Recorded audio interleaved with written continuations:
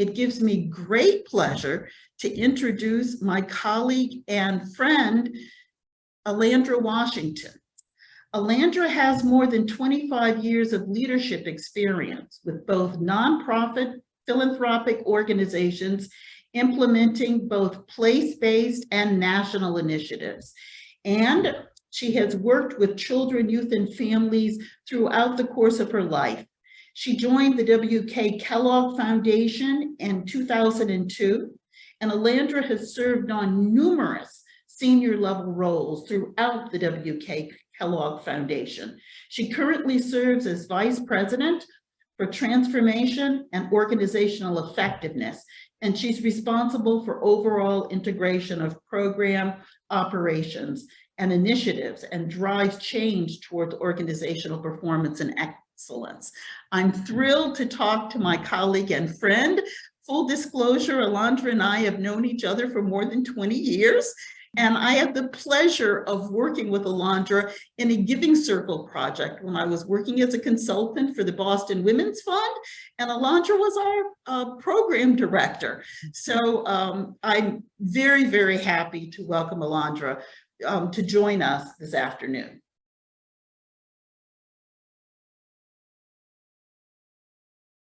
So I wanted to start with a few questions. And I know that everyone is interested in learning more about your brilliance and the story the rich story that W.K. Kellogg Foundation brings. The W.K. Kellogg Foundation is a recognized leader in equity and in philanthropy, and many members are committed to developing more equitable practices. Might you be willing to share a bit of the story of the foundation as we seek to learn about exemplars? How did you go about this amazing work? Well, thank you, Christine. And first of all, before we dive into the conversation, I just want to say thank you for the introduction and congratulations to you on this new role. I know that you're going to do amazing work, and just looking forward to all that will unfold as you continue to push for an equitable future for families, for children, and communities, and using the philanthropic sector as an opportunity to be in the frontier and the front space of doing that. So just wanted to say congratulations to you, and I'm really looking forward to the conversation today. You know, it's been interesting as we think about equitable futures for families and communities. For us, it has always been a journey for the W.K. Kellogg Foundation as we think about our framework around racial equity and racial healing. And it's been a complex, I would say, journey over the years that we've been focused on that. And I call it a journey because we're still on it, right? It's not done yet. And our CEO, Lejeune Montgomery Tabron, really talks about this as being the unfinished business of this country that we need to address. And so from our particular perspective, when we think about our work around racial equity and racial healing, we talked about it in a transformational way, where it is both an inside outside strategy. And we focus as much on the inside strategy as we focus on the outside strategy.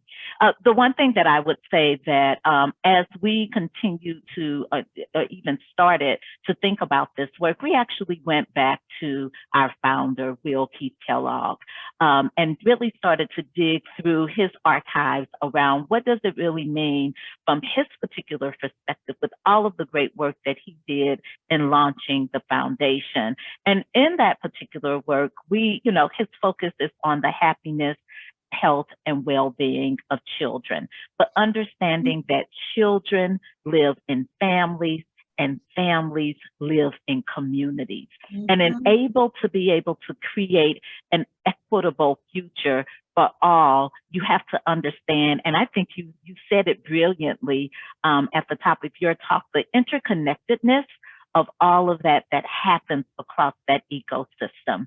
And so with the foundation, we've been focusing on racial equity strategies, I would say even since the inception of Mr. Kellogg's grant making. And that could be when he was not even had started the foundation yet, but writing checks right? He was first a checkbook philanthropist. But, you know, equity strategies in the 1940s, as we looked at the integration of hospital staff across the country in the 1950s, a lot of the strategies in 60s, the strategies that we led in supporting HBCUs across the country. So there have definitely been these salient strategies that we've used with the racial equity frame. However, it was in 2017 that I think the real journey began, where we started to deepen around our racial equity work. And it was in 2007, that our board declared that it would be an anti-racist organization, that the Kellogg Foundation would be an effective anti-racist organization. And this meant for us focusing, as I said, both internally around what that means and externally around what that means. So internally, we talk about creating a culture that is an authorizing environment. And it actually takes both the board and leadership to do that. And then in creating this authorizing environment, we looked at the full arc and strand of our work, and we call it our DNA, which is racial equity, community engagement, and leadership. And it was so interesting as you were doing your opening. I was like, yep, she's hitting all of the great markers that we talk about internally and that we show up externally around our racial equity framework. And so as we did this work, we started to focus internally and started to build out what we call all of our healing circle work. And all of our DNA curriculum. The board goes through healing circles, staff goes through healing circles as a way to start to bring your full self to this conversation, understanding that oppression, inequitable systems have caused trauma, and this trauma comes up in many different ways. And how do we start to personally connect and be able to heal from that? We also put structures in place that we measure. So we measure from top to bottom internally around our retention, around individuals that serve within the foundation, making sure that we have a strong, diverse culture. Our culture is one of inclusiveness and belonging. And how can you bring your full self to this work? And what does it mean to live out this racial equity work through our values? And so value-centered and value-grounded. But I am so proud that our board and our executive staff lead the way in this work as we think about the internal work. But then, you know, it's not enough to do the internal work, also how we're showing up externally. And a lot of work that we've done since 2007 has focused on strategies that get to the heart of equitable solutions in community. And you talked about how that tapestry of all of the puzzle piece that you put together really reflects some of the work that we're doing in our Truth, Racial Healing and Transformation work, our TRHT work. And these are 14 cities across the country who are bringing together coalitions to actually focus on equitable solutions and healing in their community. So it's philanthropy, it's government, it's education, it's all of those systems that we know are important in supporting families to be able to do that. So when we talk about our racial equity and racial healing work, we talk about it from both an internal perspective, we talk about it from a strategic perspective with our programming. I'm not sure if folks have heard about the new program that we launched around our racial equity 2030 strategy. And so this was in tandem with our 90th year anniversary and looking globally on how do we start to achieve equitable solutions in communities outside of the United States, and what are the lessons learned there? So for us, it has been this journey of deepening our work, deepening it with our grantees. The don't do anything with me or for me without me is definitely part of our community engagement strategy, where we understand the balance of power and philanthropy. We have to check ourselves from at a place of equity as we're working with community. So happy to talk about it more and explain more as we have the conversation. Wow. I'm bowled over. I'm hearing a lot. I'm hearing, first of all, a look at history, where we've been and where we are. And I think there has to be, as I'm hearing your words of wisdom, some accounting and accountability for what has gone before.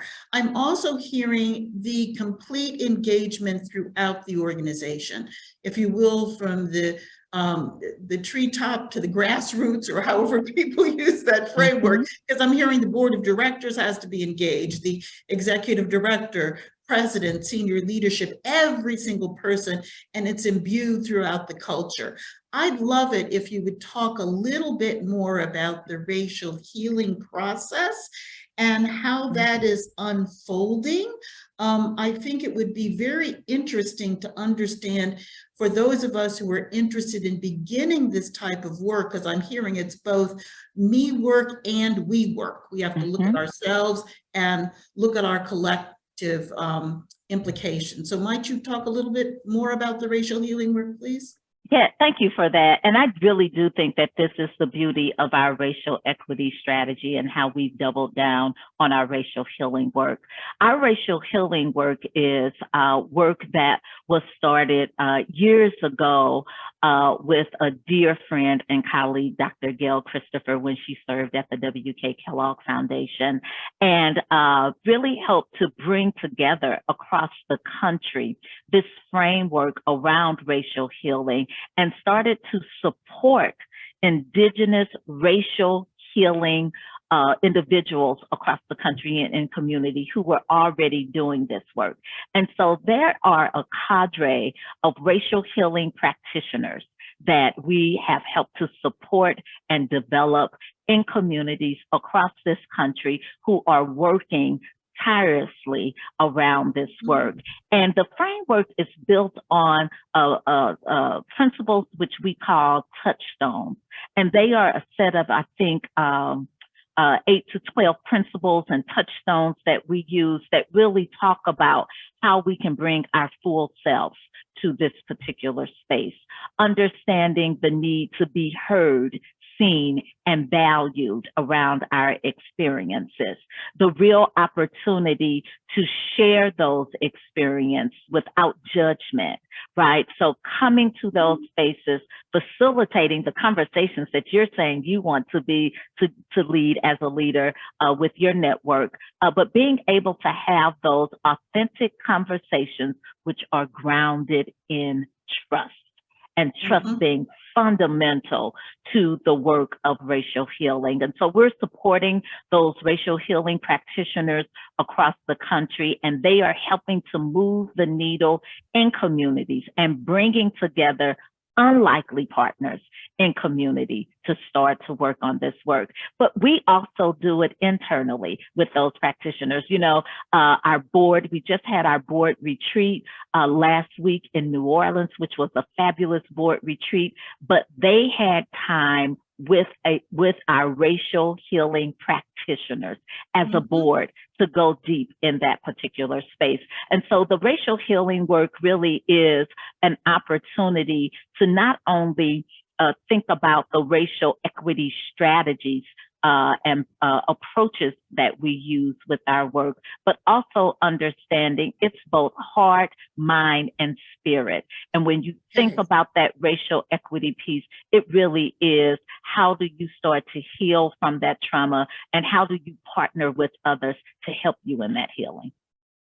I'm assuming and I'm hoping, Alandra, that there may be a cadre of racial healing specialists here in Philadelphia that we might be in touch with. And I would love to follow up with you to get more specifics on that. I can definitely share. That's wonderful. Some folks think that this work, if you will, is, and I know that this is not necessarily the case with you personally, Alandra, but it's too qualitative, it's too fuzzy. So this whole question around metrics and indicators, evaluation, what are the indicators that you are actually making progress, quite frankly, in challenges that are more than 400 years in the making? And how could you actually begin to look? It's not as though we have fairy dust and we could make everything disappear overnight, or that one DEI workshop is going to all of a sudden, kind of address the ills of more than 400 years. So what kind of evaluation metrics, indicators are you all looking at? Yeah, thank you. I appreciate that. So that, of course, has been a complex journey. And in the field of philanthropy, there's always this age-old debate around metrics and data and what does it really mean around outcomes and ultimately impact.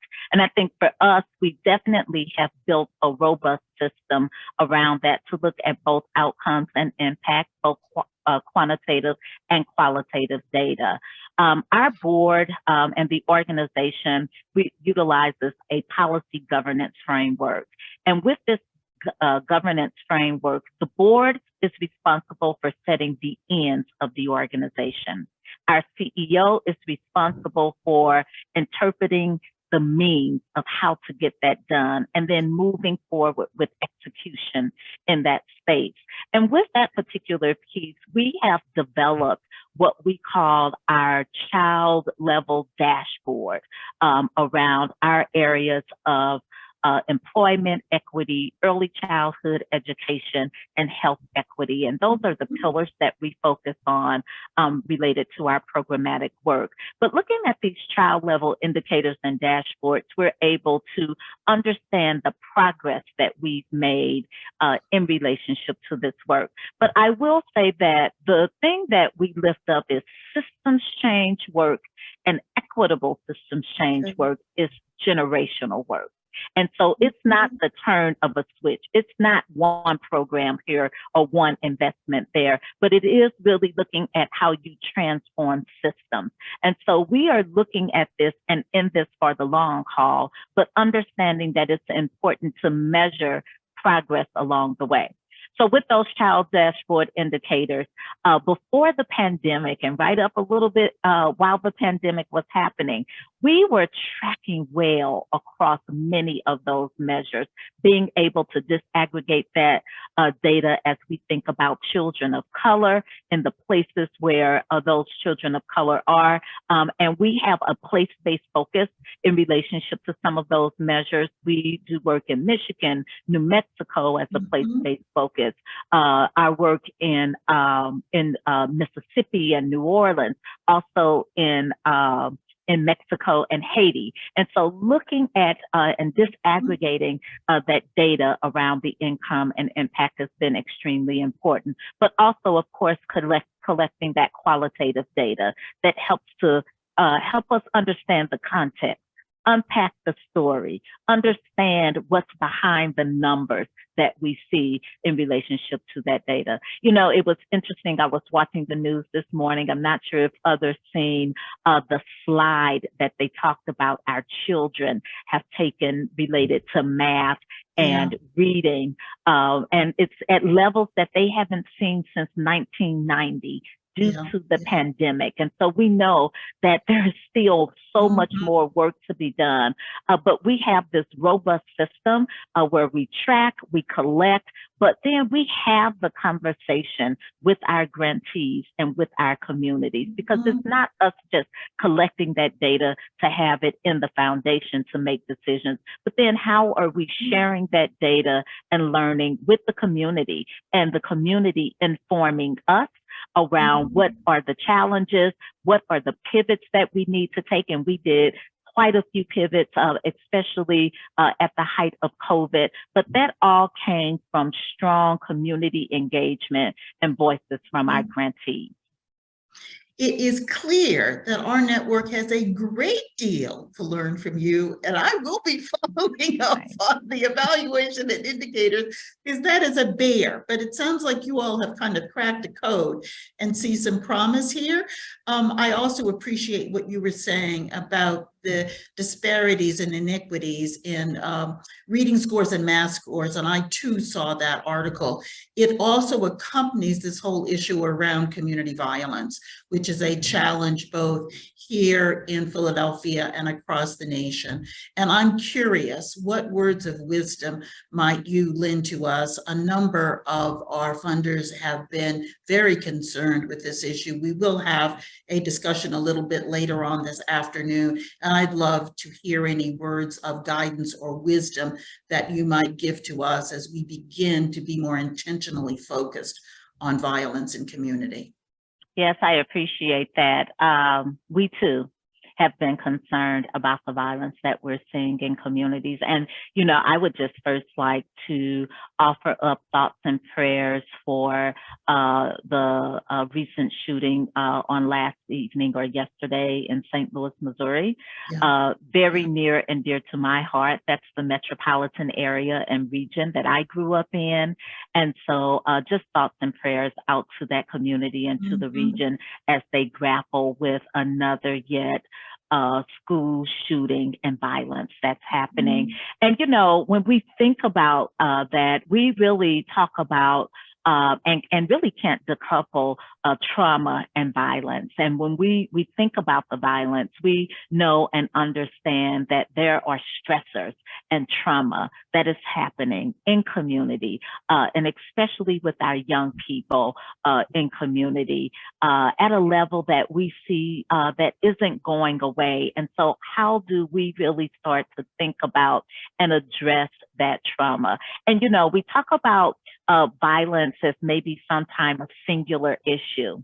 But as we think about it, we also think about the ecosystem that surrounds it. And so we talk about poverty, right? We talk about climate change. We talk about issues of housing. We talk about issues of concentrated poverty in communities. We talk about the lack of resources that are going to particular communities and neighborhoods, food deserts, insufficiency of job opportunities in communities. And we know that it isn't just about the violence and the guns itself, but everything else that causes the trauma in communities that they are experiencing. And so when we talk about this work and think about it, we are also looking at what are the policies and systems and structures that we can partner with and work with in community to be able to shift and change to address that. And we believe if we are able to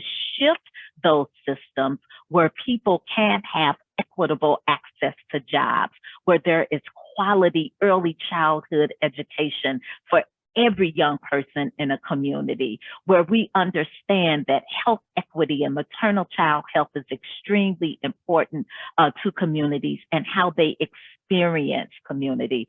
Being able to talk about those and work with funders who might be working on one end of the spectrum, but we're able to bring in the other end and collaborate and build a coalition, build stronger funder partnerships and collaborations that can address the whole of the issue. We know and understand not one funder can do it alone, but I truly believe when we come together and we are able to partner and integrate our work in innovative and creative ways, that we are powerful as a philanthropic sector. And those are some of the approaches that we definitely take to our work when we think about violence and trauma. I'm heartened by your comprehensive framework and something that we can learn a great deal from, as opposed to a one-off notion that these issues are siloed, because indeed they are all very much interrelated. I just wanted to add, yes. Some people, when we think about that definition of violence, when we talk about violence, it's symptomatic. And I just wanted to add that it is symptomatic of other stressors that are happening in the lives of individuals, and how can we mitigate, well, number one, expose those factors. And we've talked about it. We talked about oppression, we've talked about racism, we've talked about inequity and structural inequity that's happening in community. But then also, how can we lessen those risk factors in community? And I believe philanthropy can play a vital role and is playing a vital role in that part. I agree with you 100%. We could talk to each other for a great deal longer, Alandra, and I hope we do have that opportunity. But I want to ask my colleague, Annalisa Yoder, if there are questions from the participants in this webinar at this point in time, because I want to be certain that we are responsive to those people who are participating. Christine, we did have questions at this point from the audience. I have a couple of questions that I could certainly ask. Sure. But also don't want to interrupt your wonderful conversation. This is a really, really rich conversation. One of the questions that I had, and I really appreciate the depth, Alandra, of your knowledge and what you're sharing about Kellogg's journey. And I'm, curious if you could share just a little bit more about, you said in the beginning that it was 2007 when the board declared Kellogg would be an anti-racist organization. And I'm just wondering if you could share a little bit more about what led to the board. Was there a particular list? Was there something that really led the board to get to that place? Partly I'm asking because there are certainly, I think, in the network, members are in very different places on this journey, right? There's some who are very deeply into this work and others who may not have started. And so curious about what advice you might have. Yeah, thank you. I appreciate it. We were at an inflection point as an organization and really thinking about what's the next level of strategy and work that's important for us to do. And as we continue to look over all of the great investments that the foundation had done up until that time, we understood that there was still areas that the needle was not moving on, right? And especially with our children. And as we started to think more comprehensively around what are some of the things that are barriers and blockers to really making sure that for us and our mission, all children thrive, and that the conditions are created in community for all children to thrive. And as we continue to think about our mission, think about our values, think about the work that we've done up to that point, we understood that there was definitely more that needed to be done in the space around racial equity, and understanding that it is the sort of the foundation of all that needs to be broken up in relationship to ensuring that children can have a successful future. And so that for us was that inflection point to say, WK Kellogg Foundation, yeah, we've started some great things, we've launched some great things, we've built with community some great things and put in some really strong infrastructure around community colleges, around our public health systems. I mean, I could go on and on about great work that the foundation has done, yet and still we were asking the question, how are the children? And when we asked the question around how are the children and started to peel back the data across the country around how are the children, we noticed and recognized that some children were faring a lot better than other children. And primarily white children were faring better than children of color. And so as we continue to look at that data, understand that work from the impact that we've been doing, with hundreds of years, or almost 100 years of funding at that time, or 75 years of funding at that time, it became imperative for us to better understand how we look at our work through a racial equity lens. I wanted to ask, Annalisa and I yesterday were talking in preparation for this conversation, and some of our colleagues are expressing a bit of frustration. So I'd love to hear your words, Alandra, about staying power. We did a little bit of work, but this is hard. This is it's like a Sisyphus. It's like Sisyphus pushing that boulder up the hill. And I'm exhausted from the constant pushing and the pressure back. So do you have any closing words about the staying power and how one keeps at it? Because as we've stated earlier, 400 years is not going to be erased by a few initiatives or a year or two of focus. Thank you. I totally agree with that, and of course have talked and had conversations with colleagues inside the foundation and across the sector that express sometimes that exhaustion when you think you're taking 2 steps forward and then you're pushed back 3 with some policy change, some shift, some change in administration that doesn't have a focus on those issues that are truly important to be able to address structural inequities across our country. And so for us, I think 3 things around staying power that's vitally important. The first thing that we talk about in lessons learned, and I'll just say that we do have a publication, our one journey, our one publication. You can find it on our website that talks about our racial equity journey and the lessons learned from that journey, and we're still learning. But a couple of things for me and for the foundation, the one thing that we talked about is you don't go at this alone. This is not solo work. This is not work that you think that you could even attempt to address to do alone. And so how are you finding partners, grantees, partners in communities, other funders who you are able to build those strong networks with and be able to lean on each other, especially in those hard times, and encourage one another as we continue to do this work. But this is definitely not a solo game. I think the next thing is, how do you continue to understand the impact that your work is having and the progress that you're making?